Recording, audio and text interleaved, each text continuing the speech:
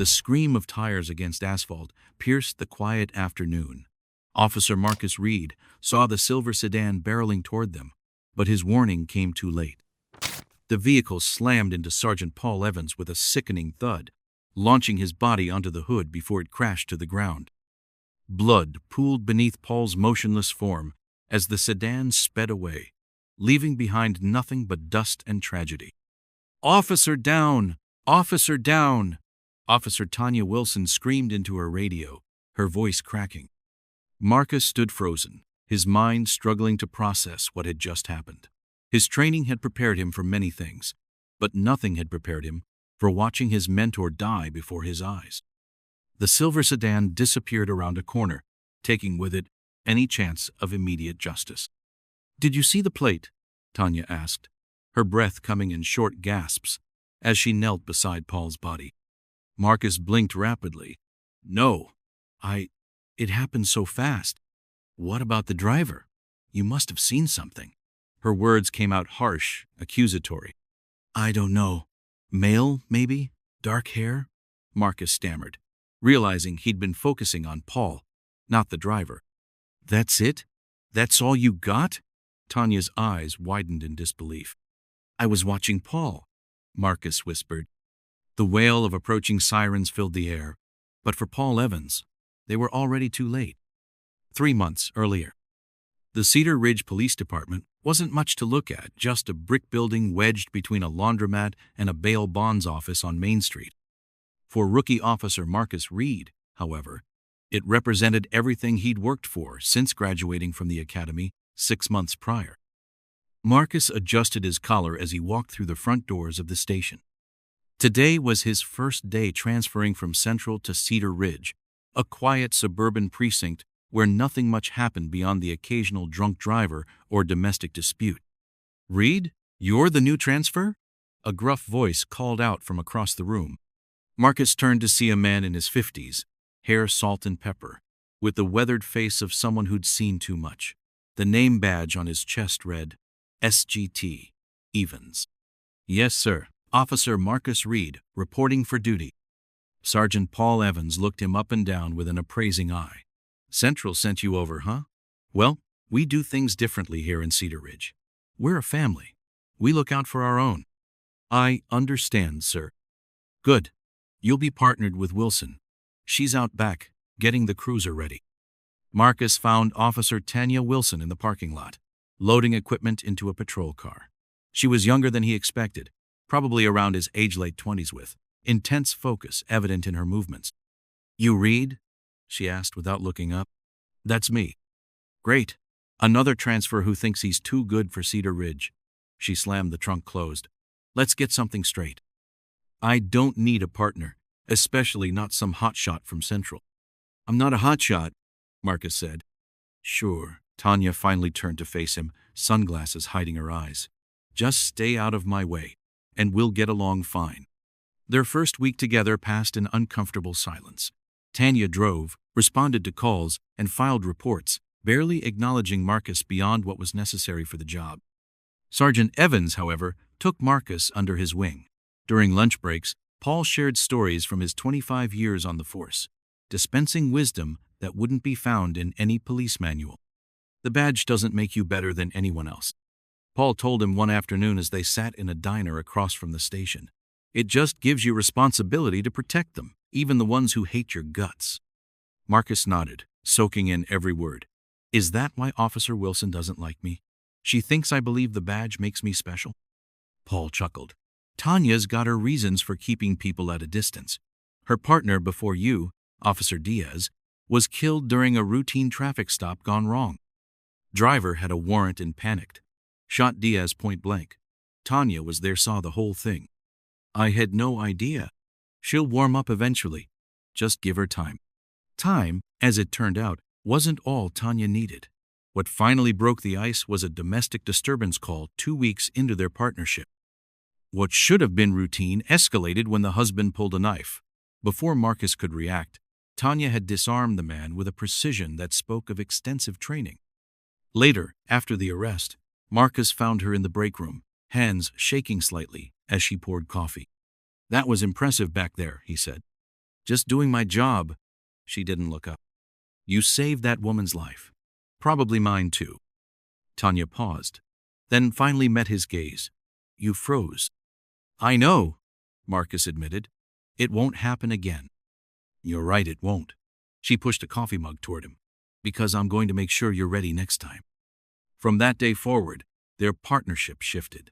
Tanya's hostility gave way to rigorous training teaching Marcus street techniques that weren't covered at the academy. For his part, Marcus helped Tanya with the paperwork she hated, using skills he'd developed during his administrative duties at Central.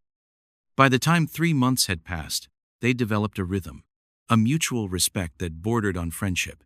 Paul watched their progress with quiet approval, occasionally joining them for drinks after shifts. You two make a good team, he observed one evening at Flanagan's, the bar where most officers ended up after hours. He's less useless than I thought, Tanya said, but her smile took the sting out of her words. High praise coming from Wilson, Paul laughed. Make it count, Reed. None of them could have known how prophetic those words would become. The day everything changed. The call came in just after noon, a suspected drunk driver weaving through traffic on Maple Avenue. Nothing serious, the kind of call they handled weekly. Let's take it, Tanya said, already heading for the cruiser. Better than sitting around waiting for something to happen. Marcus followed, sliding into the passenger seat. Dispatch said silver sedan, possibly a Toyota. They spotted the vehicle near the community college's silver car, matching the description, driving erratically. Tanya flipped on the lights and siren. Let's see if they pull over nice and easy, she said. At first, it seemed they would. The sedan slowed, pulling toward the curb. Then suddenly, the driver accelerated, tires squealing as the car shot forward. We've got a runner, Marcus radioed in, giving their location as Tanya pursued. The chase lasted less than 5 minutes before the sedan skidded around a corner and crashed into a parked car. By the time Tanya brought their cruiser to a stop, Paul had arrived in his sergeant's vehicle, responding to their call for backup. I'll approach from the front, Paul said, hand on his holster. You two cover the sides. What happened next would play in Marcus's nightmares for months to come. As they approached the vehicle, the driver suddenly revved the engine. The sedan lurched forward, directly toward Paul. Look out, Marcus shouted. Too late. The impact sent Paul flying. The sedan backed up, tires spinning, then accelerated away. Marcus stood frozen, watching the car disappear while Tanya called for emergency services. In the chaos, neither of them had gotten a good look at the driver. The license plate was obscured by mud, whether accidentally or deliberately. They couldn't tell. All they had was a generic silver sedan and the broken body of their sergeant lying on the asphalt. Paul Evans was pronounced dead at the scene. Aftermath. The funeral was held 3 days later. The entire Cedar Ridge Police Department attended, along with Paul's wife of 30 years and their 2 adult children. Marcus and Tanya stood side by side, faces stoic, despite the guilt that consumed them both. We should have been faster, Tanya whispered as they watched the casket being lowered into the ground. We should have seen it coming. I know, Marcus replied, though he wasn't sure what they could have done differently. Back at the station, the investigation into Paul's death was underway.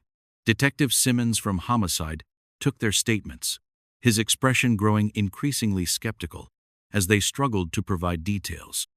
Let me get this straight, Simmons said, setting down his pen. Neither of you saw the license plate. Neither of you got a clear look at the driver. You can't even confirm the make and model of the vehicle beyond silver sedan. Is that right? It happened fast, Marcus explained weakly.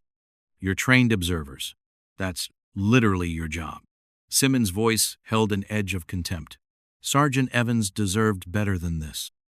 The words cut deep, especially because Marcus knew they were true. Paul had deserved better. He deserved partners who could identify his killer, who could ensure justice was served. In the days that followed, they threw themselves into the investigation, reviewing traffic camera footage from the area. Unfortunately, the crash had occurred in one of the few blocks without cameras. Door-to-door questioning yielded nothing useful, just vague descriptions that could fit thousands of vehicles in the city. Silver sedan, 2-door, possibly a Toyota or Honda. Marcus read from his notes, frustration evident in his voice. That narrows it down to about 50,000 cars. Tanya paced their small office, which still contained Paul's personal effects, a coffee mug with "World's Oakiest Cop" printed on it, a photo of his family, fishing lures he'd been meaning to take on his weekend trip, the trip he'd never get to take. "We're missing something," she insisted. "Nobody just runs over a cop and disappears without a trace."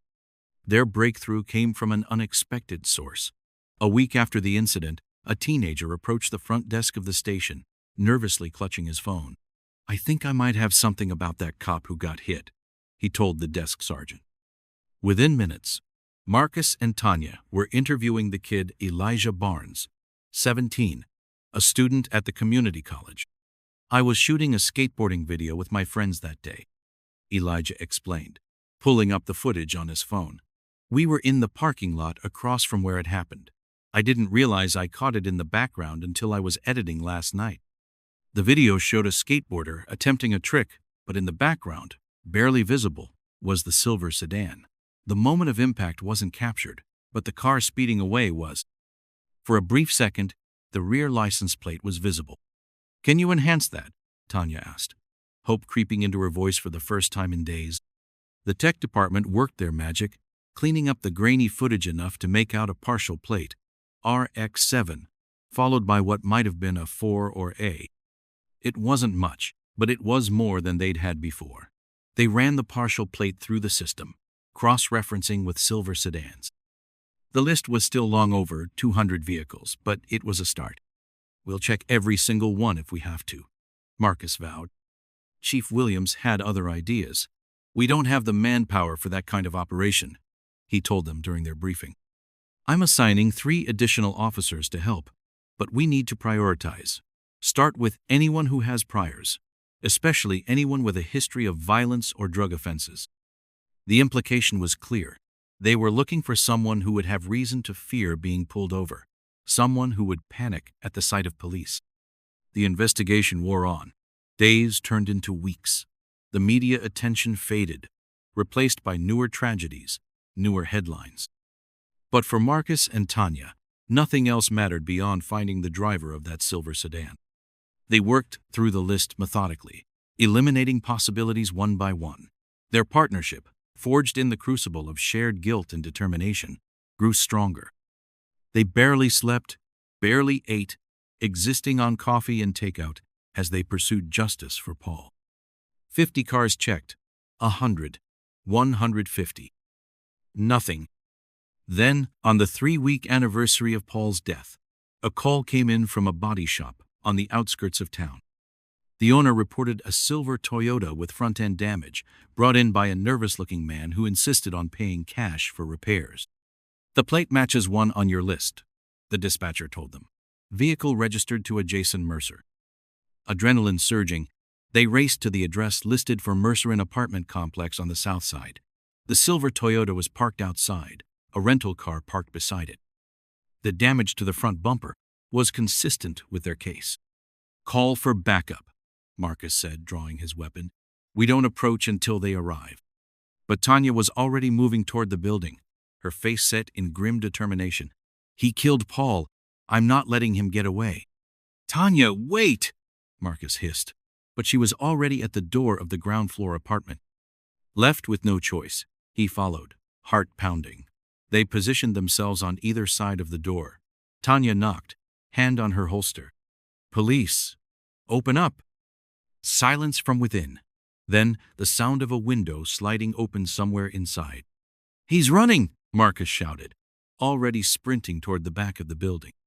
He rounded the corner, just in time to see a man climbing through a bedroom window, dropping to the ground. Even from a distance, Marcus recognized him from his driver's license photo, Jason Mercer, 35, with prior arrests for drug possession and aggravated assault. "Freeze! Police!" Marcus shouted, raising his weapon. Mercer looked up, eyes wide with panic. For a moment, it seemed he might surrender. Then he reached behind his back. "Hands where I can see them," Marcus commanded, heart pounding so loudly he could barely hear his own voice. Everything that followed happened in slow motion. Mercer brought his hand forward, something metallic gleaming in the sunlight. Marcus's finger tightened on the trigger. 3 shots rang out. Mercer collapsed, blood spreading across his chest. As Marcus approached cautiously, he saw what Mercer had been reaching for, not a gun, but a set of car keys with a metal bottle opener attached to the ring. "No, no, no," Marcus muttered, dropping to his knees beside the man, applying pressure to the wounds even as he radioed for an ambulance. "Stay with me, stay with me." Tanya appeared beside him, her face pale. "Is he?" "Still breathing, but barely." Mercer's eyes fluttered open, blood bubbling at the corner of his mouth. "Wasn't me," he gasped. "What?" Marcus leaned closer. "Car was stolen. Reported it 3 weeks ago." Marcus felt the blood drain from his face. "Your car was stolen? Before the incident?" Mercer nodded weakly. "Found it. Abandoned yesterday. Brought it to shop." "Check his story," Marcus told Tanya, his voice hollow. "Now." She was already on her radio, requesting verification. It took less than 5 minutes to confirm Jason Mercer had indeed reported his silver Toyota stolen the day before Paul was killed. The report had been filed, processed, and then somehow overlooked during their investigation. Mercer died en route to the hospital, another victim of their incompetence. Consequences. The investigation that followed was merciless. Internal Affairs dissected every decision Marcus and Tanya had made, from the initial traffic stop to the fatal shooting of an innocent man. The media, hungry for controversy, painted them as trigger-happy cops who'd failed to identify their colleague's killer, then murdered an innocent man in their misguided quest for vengeance. Chief Williams had no choice but to suspend them both, pending the outcome of the investigation. Their badges and guns were confiscated, their careers hanging by the thinnest of threads. "I don't understand how we missed the stolen vehicle report," Marcus said as they sat in Tanya's living room, watching yet another news segment about their case. "We checked everything." "We were thorough," Tanya agreed, her voice empty. "But thorough doesn't matter if the system fails." The truth, when it finally emerged, was devastating in its banality. A clerical error had caused Mercer's stolen vehicle report to be misfiled. It had never been linked to their investigation because, officially, it didn't exist in the system they were using. One mistake, one overlooked form, 2 lives destroyed because of it, Paul's and Mercer's, and now, potentially, their own careers as well. The final hearing was held 6 weeks after the shooting. Marcus and Tanya sat side by side as they had at Paul's funeral, as Internal Affairs presented their findings. While Officers Reed and Wilson followed most standard procedures, the investigator concluded their failure to verify information through multiple channels led to the tragic death of an innocent civilian. Furthermore, Officer Reed's use of deadly force has been deemed excessive under the circumstances. The room was silent as Chief Williams delivered the verdict. "Officer Wilson, you will be demoted and assigned to desk duty for a minimum of 1 year, after which your case will be reviewed." Tanya nodded stiffly, accepting her punishment without protest. "Officer Reed," the chief continued, his voice heavy, "your actions directly resulted in the death of Jason Mercer. You are hereby terminated from the Cedar Ridge Police Department, effective immediately. The district attorney's office will determine whether criminal charges are warranted."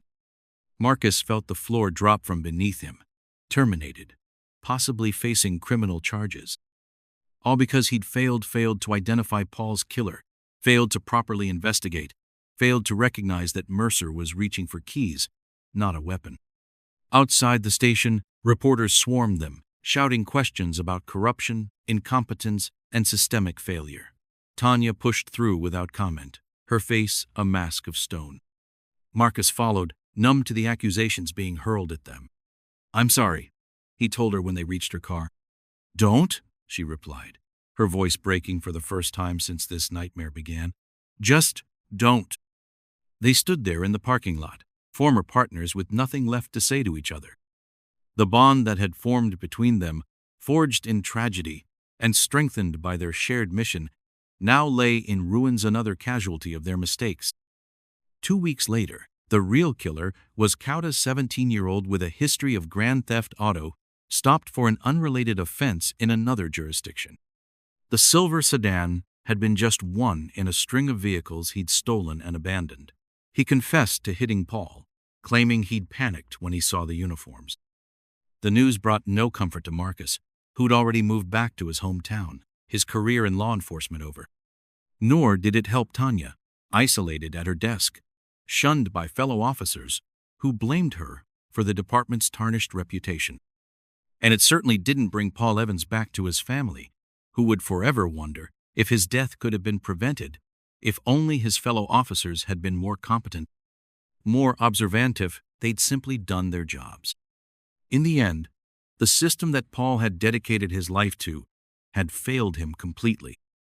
The blue line that was supposed to separate order from chaos had blurred, revealing the fragile, fallible humanity behind the badges. Justice, it seemed, was as elusive in death as it had been in life. If you liked the story, like and subscribe.